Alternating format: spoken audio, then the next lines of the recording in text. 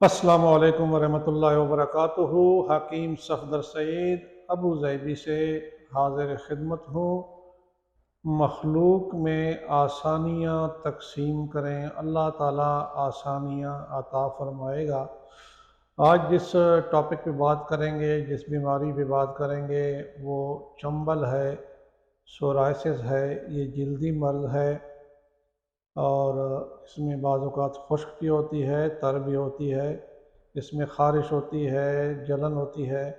जब ज़्यादा बढ़ जाए तो ब्लड भी निकलता है या एक गाढ़ा सा लेसदार मवाद निकलता है। तो ये तकलीफ़ देह मर्ज़ है। इसमें काफ़ी तकलीफ़ होती है और बहुत बुरा भी लगता है। अमूमन ये पैरों पे, कोहनियों पे, ऐसी जगह पे हो जाती है। सर्द खुश्क मौसम में ज़्यादा होती है। जब सर्दी खुश्की बढ़ जाए तो इसकी तकलीफ़ भी बढ़ जाती है।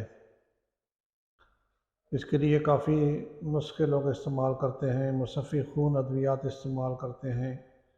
बहुत ही मुश्किल से ये हटती है। तो आज जो नुस्खा शेयर करेंगे इंशाल्लाह ये चंद रोज़ में इसको ख़ात्मा कर देती है। इससे चंबल बिल्कुल ठीक हो जाती है, जल्द बिल्कुल साफ़ हो जाएगी, नॉर्मल हो जाएगी। तो इसको इस्तेमाल करेंगे।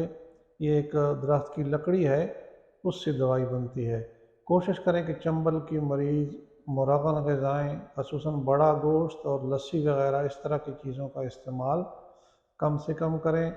सब्ज़ियों का इस्तेमाल ज़्यादा करें, सब्ज़ियाँ ज़्यादा इस्तेमाल करें और मुरगन ग़िज़ाएँ गोश्त, अंडे इस तरह की चीज़ों से, तली हुई चीज़ों से परहेज़ करें। तो ये इंशाल्लाह इस नुस्खे को इस्तेमाल करेंगे, ये बिल्कुल चंबल जो है ना कम से कम हफ़्ता 15 दिन में बिल्कुल साफ़ हो जाएगी।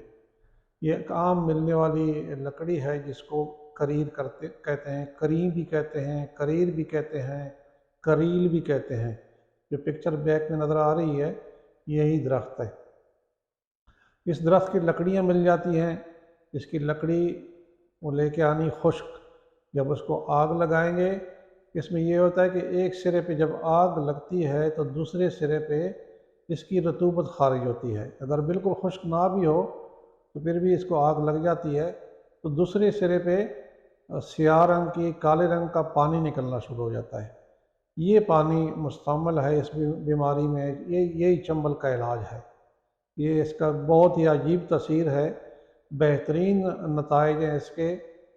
चंबल को जड़ से ख़त्म कर देती है। बहुत कीमती लोग नुस्खे इस्तेमाल करते हैं लेकिन फिर भी ये ख़त्म नहीं होती। लेकिन इसमें ये कमाल है कि चंद दिनों में चंबल को ख़त्म कर देती है। वो जो रतूबत निकलेगी उसको लगाना है, चंबल पे उसको लगा लें।